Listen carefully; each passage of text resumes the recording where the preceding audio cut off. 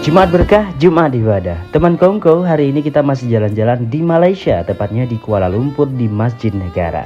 Tahu nggak sih namanya sebagai Masjid Negara? Karena untuk memperingati kemerdekaan Malaysia yang diusulkan oleh Dewan Eksekutif Federal sebulan sebelum upacara kemerdekaan yang diraih dan dilalui tanpa perang pertumpahan darah.